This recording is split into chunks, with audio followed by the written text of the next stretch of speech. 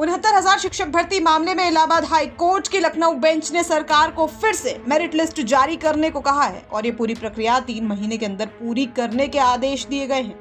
अब ऐसे में सवाल उठता है कि कोर्ट के इस फैसले के बाद सरकार के पास कौन कौन से विकल्प बचे हुए हैं, क्योंकि एक तरफ आरक्षण का लाभ न पाने की वजह से अभ्यर्थी कोटे की शरण में है, तो वहीं दूसरी तरफ जिन लोगों को पहले मेरिट लिस्ट के हिसाब से नौकरी मिली थी और पिछले कई सालों से नौकरी कर रहे हैं, उनके भविष्य का क्या होगा? क्या नौकरी चली जाएगी? आखिर 69,000 शिक्षक भर्ती मामले में योगी सरकार के पास क्या रास्ता बचता है? 69,000 शिक्षक भर्ती मामले में इलाहाबाद हाई कोर्ट की लखनऊ बेंच ने सरकार को फिर से मेरिट लिस्ट जारी करने को कहा है और ये पूरी प्रक्रिया 3 महीने के अंदर पूरा करने के आदेश दिए गए हैं। अब ऐसे में सवाल उठता है कि कोर्ट के इस फैसले के बाद सरकार के पास कौन कौन से विकल्प बचे हुए हैं, क्योंकि एक तरफ आरक्षण लाभ न पाने की वजह से अभ्यर्थी कोटे की शरण में है, तो वहीं दूसरी तरफ जिन लोगों को पहले मेरिट के हिसाब से नौकरी मिली थी और पिछले कई सालों से जो लोग नौकरी कर रहे हैं, उनके भविष्य का क्या होगा? क्या नौकरी चली जाएगी?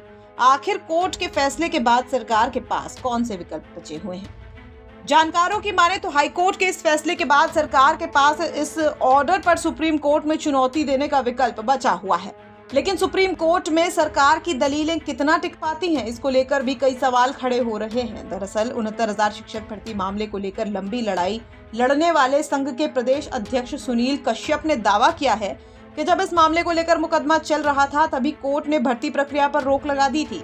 उस समय सरकार की ओर से एक शपथ पत्र देते हुए कहा गया था कि ये भर्ती 13/156 2020 के तहत सरकार नियुक्ति दे रही है और जो माननीय न्यायालय भविष्य में आदेश देगा उसका सरकार पालन करेगी। अगर हम साधारण भाषा में कहें तो इस 69,000 शिक्षक भर्ती से तमाम लोग नौकरी पा गए होंगे। कितने लोग नौकरी कर रहे हैं? 67,867 की इन्होंने लिस्ट जारी की, वो सभी लोग अपॉइंटमेंट है। लेकिन जब मुकदमा चल रहा था तभी कोर्ट ने इनको रोक लगा दिया था, लेकिन कोर्ट ने सरकार ने एक एफिडेविट दिया था कि हम ये भर्ती इस मुकदमे के अधीन है, 13/156/2020 मैनपाल एंड अदर्स के अधीन हम नियुक्ति दे रहे हैं। जो माननीय न्यायालय भविष्य में आदेश करेगा उसका हम पालन करेंगे। तो एक ये कहा जाए कि जो 69,000 शिक्षक में जो 67,000 के लगभग जो अभ्यर्थी जो नौकरी पा चुके थे, अब उनकी नौकरी खतरे में है? नहीं, उनकी नौकरी किसी की खतरे में नहीं। जो गलत तरीके से जो है बैठाए गए हैं उनकी नौकरी खतरे में है। 67,867 किसी भी अभ्यर्थी की नौकरी खतरे में नहीं है।